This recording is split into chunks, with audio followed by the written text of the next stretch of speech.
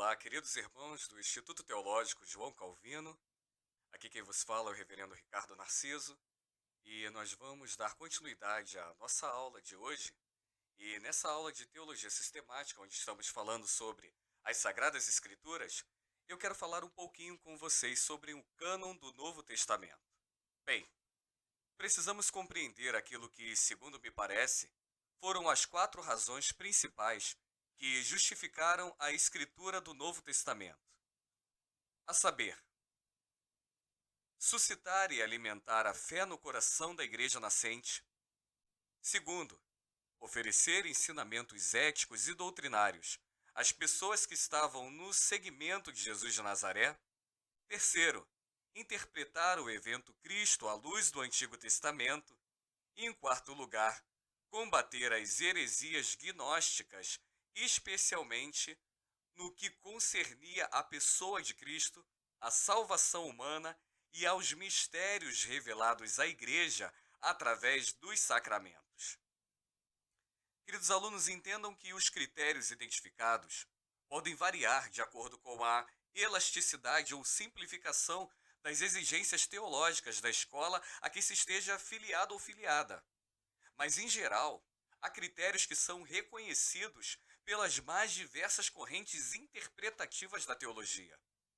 Vamos listar os principais, porque julgamos serem estes os mais abrangentes, pois são adotados tanto pelos romanos quanto pelos reformadores e, até onde eu sei, pelos ortodoxos. Então, a primeira coisa que eu quero falar com vocês é a questão da apostolicidade. Bem, os livros deveriam conter evidências de autoria de um dos apóstolos do Senhor. Somente eles poderiam atestar o que fora ou não verdade na vida, ministério, paixão, morte e ressurreição, ascensão do Salvador. E essa apostolicidade, ela pode ser direta ou indireta. Bem, direta é quando o autor do livro era um dos apóstolos, como era o caso dos evangelistas, os apóstolos Mateus e João. Nas epístolas nós temos Paulo, João, Pedro, Judas e Tiago. Seria bom notar como o Novo Testamento nos fornece indícios de tentativas, já do período apostólico, em se buscar o reconhecimento da autoridade das epístolas. O autor da segunda carta de Pedro, ele sabia que os seus leitores e as suas leitoras já lidavam com as cartas do amado irmão Paulo, nas quais haviam pontos difíceis de entender. E esse mesmo autor reconhece a autoridade desses escritos ao colocá-los no mesmo pé de igualdade com outros escritos das Sagradas Escrituras. E nós vamos encontrar isso em 2 Pedro, no capítulo 3, versos 15 e também no verso 16. Mas também a apostolicidade ela poderia ocorrer de forma indireta. Era o caso dos escritores que não eram apóstolos, mas que haviam recebido o aval dos apóstolos por causa da proximidade que eles tinham com ele. Assim, serão reconhecidos Marcos e Lucas. O primeiro tem um endosso tanto de Pedro quanto de Paulo, que o considerava muito útil na pregação do Evangelho. O segundo teve o apoio de Paulo, que se referia a ele como Lucas, o médico amado. Vejamos também que há algumas citações que o apóstolo Paulo faz a Marcos. Muitas vezes vem junto com o nome de Lucas. Quais são os primeiros cânones do Novo Testamento? Bem, depois da morte dos apóstolos, houve a necessidade de se fazer uma seleção daquilo que for ensinado pelos 12 pelo Senhor Jesus Cristo. E o que foi que eles realmente disseram? Como podemos aquilatar se esses escritos são realmente dos apóstolos e que este ou aquele evangelho foi escrito por um deles? Meus irmãos, na verdade, a discussão em torno do cânon foi para certificar quais livros deveriam permanecer como Novo Testamento. O cânon se fez mais por eliminação do que por adição. E por incrível que pareça, quem vai dar uma grande contribuição para isso foi o heresiarca, eu posso usar essa expressão, Marcião. Bem, Então a gente tem que começar pelo cânon de Marcião, né? Ele foi o primeiro a fazer um cânon do Novo Testamento, por volta de 140, 150 depois de Cristo. Ele era muito revoltado contra Deus, sanguinolento do Antigo Testamento. Aquele Deus do olho por olho e dente por dente. Não tinha nada a ver com o Deus de amor do Novo Testamento. Jesus é o Filho de Deus ou o Filho desse Deus de amor. Portanto, toda e qualquer teologia ou doutrina que lembre o Deus raivoso do Antigo Testamento deve ser destruída e jogada fora no Novo Testamento, mesmo que tenha procedido das mãos de um dos apóstolos do Senhor. E isso ocorreu, segundo Marcião, porque não entenderam bem a passagem de amor do Deus de Jesus. E dessa forma só escapava o Evangelho de Lucas, mas não sem algumas cirurgias feitas por Marcião. Do mesmo modo, ele também procedeu com as epístolas paulinas, somente considerando 10 delas, porque ele excluiu as cartas pastorais. Temos também o cânon maraturiano. Segundo informações contidas por Bentenson, ele apareceu escrito em latim bárbaro, provavelmente no segundo, ou melhor, provavelmente no 8º século. Era um escritor descuidado, ignorante, e o original grego possivelmente data do fim do 2º século. O referido cânon cita os quatro evangelhos, e também o livro de Atos dos Apóstolos. Com relação às epístolas de Paulo, cita aos Coríntios, aos Efésios, aos Filipenses, aos Colossenses, aos Gálatas, aos Tessalonicenses, aos Romanos. E além dessas, ele diz que Paulo escreveu cartas pessoais a Tito, a Filemon e 2 a Timóteo. O mesmo texto ainda faz referência às cartas aos Laodicenses e aos Alexandrinos. Mas ele diz que elas existiam para promover a heresia de Marcião. Ainda cita como aceitas as epístolas de Judas e outras 2 que levam o nome de João. Já os apocalipses de João e de Pedro não são aceitos para leitura em público por todos na Igreja Católica. A carta ao pastor de Hermas, embora muito bem referendada por ter sido escrita pelo irmão de Pio, bispo de Roma, contudo não deveria também ser lida em pública.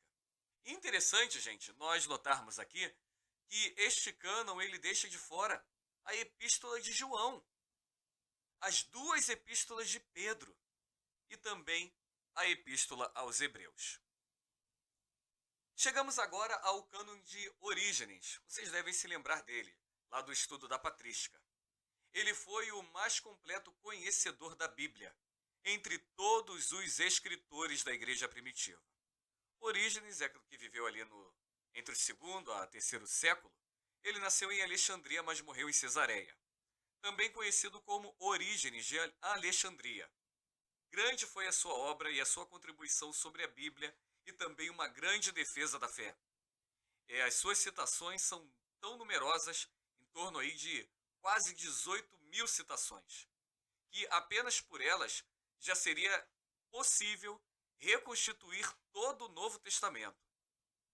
Das suas citações das Escrituras do Novo Testamento é que se deduz o seu cânon, que constava apenas de 21 livros reconhecidos. 4 evangelhos, Atos dos Apóstolos, 13 epístolas de Paulo, 1 João, 1 Pedro e o Apocalipse, como aceitos por todos. Com relação à Epístola aos Hebreus, 2 Pedro, 2 João, 3 João, Tiago e Judas, e juntamente com a Epístola de Barnabé, o pastor de Hermas, a de Daquê, e o Evangelho segundo aos Hebreus, diz Orígenes que eram impugnados por alguns. Cânon de Eusébio. Eusébio de Cesareia, que viveu em meados do 3º século e meados do 4º século. Foi um dos mais importantes pais da igreja e é considerado o pai da história eclesiástica. Se vocês ainda não leram, devem ler esse livro, A História Eclesiástica de Eusébio de Cesareia.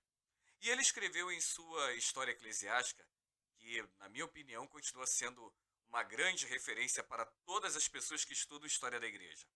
Na sua história eclesiástica, Eusébio ele cita as escrituras que são reconhecidas e aquelas que não o são.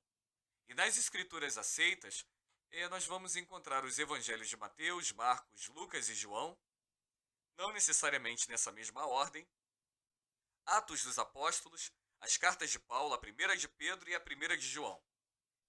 Entre as escrituras contestadas estão as cartas atribuídas a Judas e a Tiago, bem como a segunda de Pedro, segunda e terceira de João. Entre os escritos apócrifos ficaram Atos de Paulo, Pastor de Hermas, Apocalipse de Pedro, além de uma carta atribuída a Barnabé, e também um escrito chamado A Doutrina dos Doze Apóstolos, ou popularmente conhecida por nós, a Didaquê. E também o Apocalipse de João. Então, entre esses mesmos livros está o Evangelho segundo aos Hebreus. Bem, nós vamos perceber algumas divergências em torno do cânon, e elas vão tomando uma definição mais unificadora ainda no quarto século. Atanásio, no século IV, ele escreveu que os únicos livros que de fato deveriam ser aceitos e reconhecidos como canônicos eram os constantes numa lista de 27 livros, tal como a lista do Novo Testamento que nós reconhecemos hoje. Logo depois, os concílios de Hipona, no século IV, Cartago, também no final do século IV, reconheceram e classificaram os 27 livros do Novo Testamento como aqueles que nós temos agora. E F.F. Bruce, ele faz um comentário dizendo que a igreja os inclui no cânon porque já os havia por divinamente inspirado, já enxergava eles assim, reconhecendo, é claro, o valor inato e a autoridade apostólica direta e também indireta. Bem, eu quero também tratar com vocês algumas traduções da Bíblia, aramaica, siríaca e também algumas outras Bíblias e afins. Mas nós vamos separar aqui e vamos deixar para uma próxima aula para dividirmos esse assunto. Então nós encerramos aqui. Um forte abraço a todos vocês, até o nosso próximo vídeo e em breve também o nosso encontro remoto para tirarmos algumas dúvidas, nos conhecermos melhor e conversarmos um pouco, já que estamos aí separados pelo Oceano Atlântico. Queridos irmãos aí em Angola, que Deus assim vos abençoe, um forte abraço a todos e até o nosso próximo encontro.